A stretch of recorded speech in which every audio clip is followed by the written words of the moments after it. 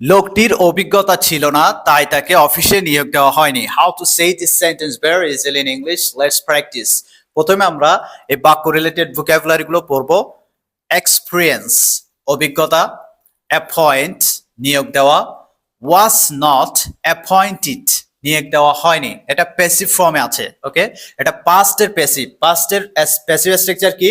Subject was এর V3, subject লিখবো, ওয়াজ এর লিখবো, তারপরে V3।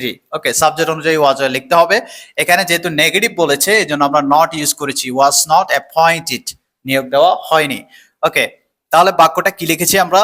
লোকটির অভিজ্ঞতা ছিল না তাই তাকে অফিসে নিয়োগ দেওয়া হয়নি। প্রথম অংশটা আমরা আগে করব, লোকটির অভিজ্ঞতা ছিল না। তাহলে the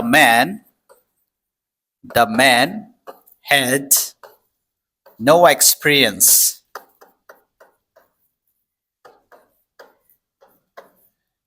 the man had no experience, লোকটির অভিজ্ঞতা ছিল না তাই তাকে অফিসে নিয়োগ দেওয়া হয়নি। তাই দ্যাট মিনস সো।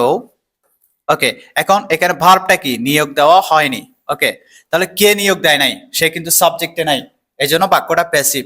কিন্তু কাকে নিয়োগ দেওয়া হয় নাই? তাকে। এই তাকের অর্থ কি? হি। এটা হচ্ছে বাক্যের সাবজেক্ট, কিন্তু কাজের সাবজেক্ট নাই। কাজের সাবজেক্ট যদি থাকতো তাহলে সেটা অ্যাক্টিভ হতো। ওকে, তাহলে he was not appointed.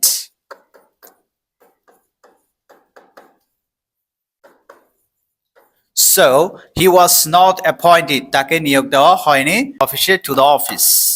To the office. Okay, কি লিখলাম?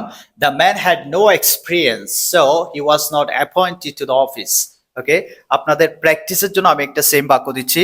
তার অভিজ্ঞতা ছিল না তাই তাকে নিয়োগ দেওয়া হয়নি। সেম বাক্য, এটার ইংরেজি কি হবে? Right to the comment section for your practice.